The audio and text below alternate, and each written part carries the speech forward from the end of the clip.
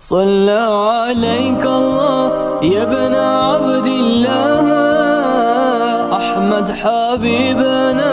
عليك السلام. اس لحاظ سے اب ہم دیکھیں کہ ہمارے معاشرے میں جب ایسے یعنی کئی تنازعات، کچھ ہوتے ہیں شخصی، دو لوگوں کا تنازع بنا، کچھ ہوتے ہیں مسل کی، کچھ ہوتے ہیں آپس کے چند گھرانوں کے، جو معاملات دین کے دائرے میں آتے ہیں وہاں پر آخری حیثیت اللہ کی کتاب اور اللہ کے رسول صلی اللہ علیہ وسلم کی سنت کو ہی ملنی چاہیے. وہاں پھر یہ نہیں انسان دیکھ سکتا جی یہ وہ 5 بڑے بڑے امام انہوں نے یہ کہا تھا، وہ فلاں مسئلے کے اتنے لوگوں نے تو یہ کہا تھا، میں نے اپنے امام مسجد کو، فلاں بزرگ کو، فلاں پیر کو تو ایسے دیکھا تھا.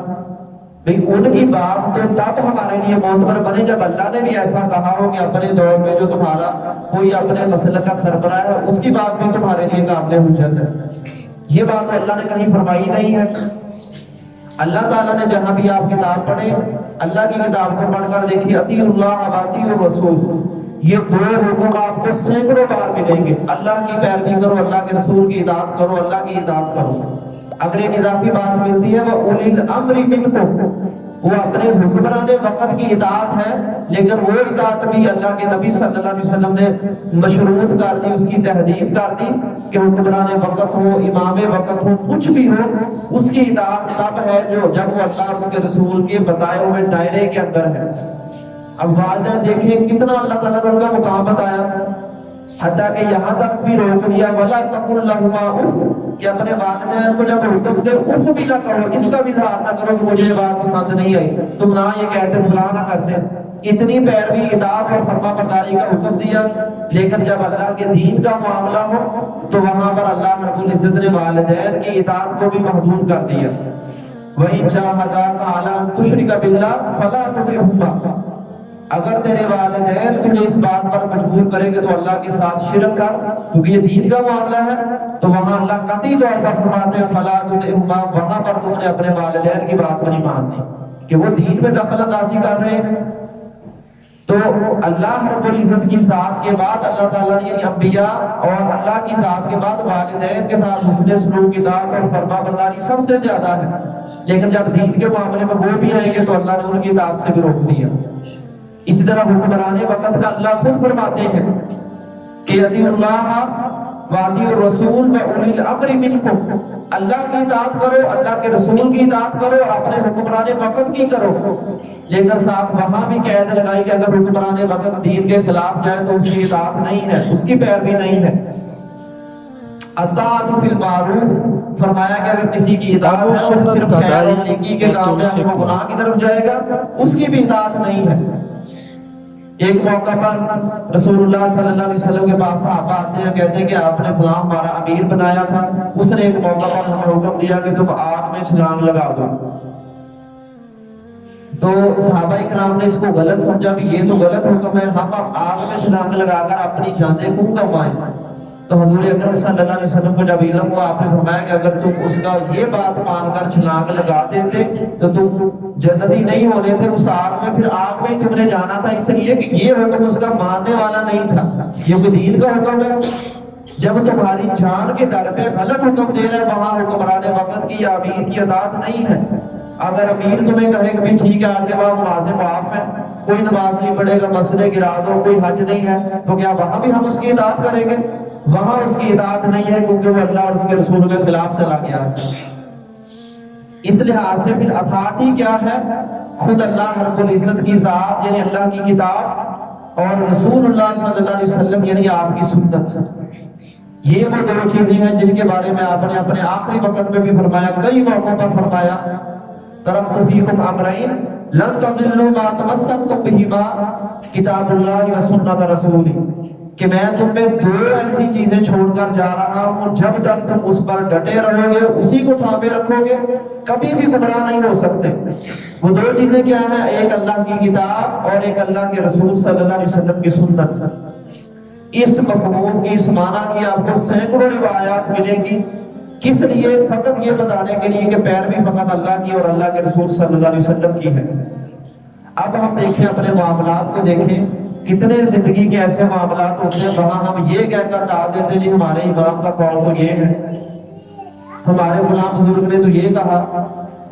یہ ہو سکتا ہے تم کو اللہ کے نبی کا فرمان سمجھنے میں غلطی لگ گئی، وہ ایسا ہو گیا ہوگا، ویسا ہوا ہوگا، ہمارا امام جھوٹا نہیں ہو سکتا۔ اس کا مطلب فقط یہ ہے کہ ہم نے اللہ اور اس کے رسول کی اہمیت کو نہیں جانا، ہمارے دل میں اہمیت اپنے وقت کے ولی بزرگ جو جتنا بھی چاہے ہو لیکن وہ اللہ اور اس کے رسول کے مقابلے میں نہیں ہے۔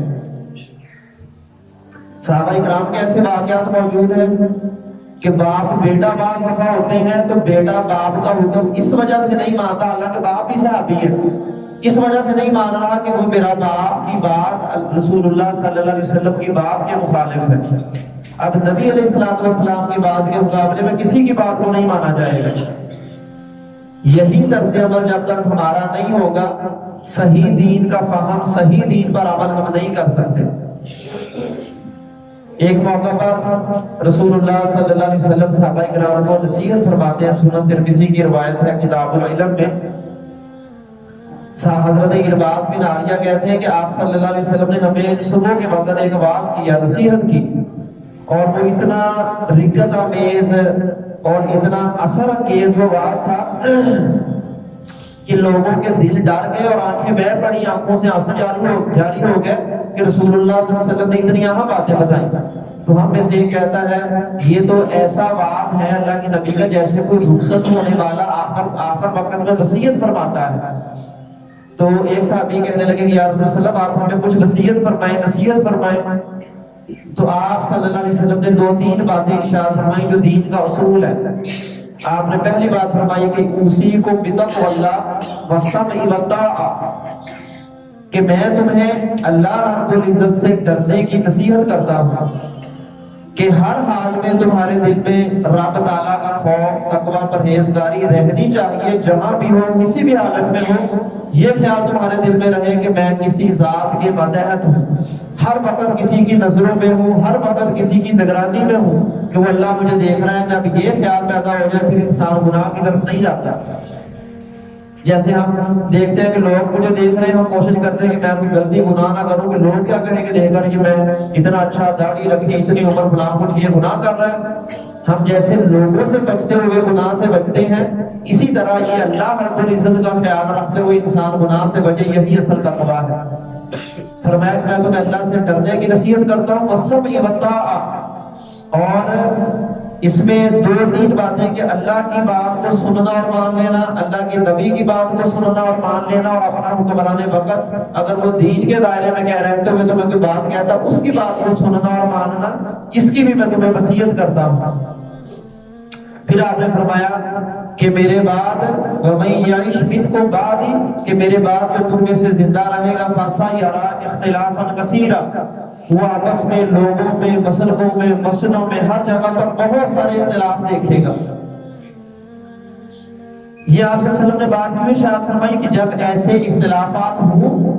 تو پھر اس موقع پر تمہارے لیے واجب ہے کہ تم اللہ اور اس کے رسول کے طریقے پر باقی رہو، ان اختلافات میں لوگوں کے پیچھے نہ چلو۔ وَإِيَّاكُمْ وَمُحْدَثَاتِ الْأُمُورِ، فرمایا کہ تم پر لازم اور واجب ہے کہ تم بدعات سے بچ جاؤ، دین میں نئے کاموں سے بچ جاؤ۔ یہ اصل محل استشہاد ہے کہ جب ہمارے ایسے موقع آتے ہیں ہم کہتے ہیں اپنی طرف سے کوئی اچھا کام شروع کر لیں، کوئی بدعت اچھا کام نہیں سے کہتے ہیں ہم، بندے کی نیت یہ ہوتی ہے کہ میں اچھا ہی کر رہا ہوں، لیکن اصل میں وہ جب دین کا کام نہیں ہوتا وہ بدعات میں داخل ہو جاتا ہے۔ جب کوئی کہے کہ بھئی یہ کام غلط ہے، کیونکہ یہ اللہ کے نبی کی سنت ہی نہیں ہے، تو کہنے والا یہ کہتا ہے کہ بھئی اس میں برائی کیا ہے، اس میں غلط کیا ہے تو دیکھی۔ یہیں پر شیطان آ کر ہمارے خمیر میں بدعت کو گول گول کر داخل کر دیتا ہے، اور ہم سمجھنے لگ جاتے ہیں کہ ٹھیک ہے ہم نیکی کر رہے ہیں، حالانکہ وہاں پر ہم دین سے الگ اپنا نیا راستہ اختیار کر لیتے ہیں۔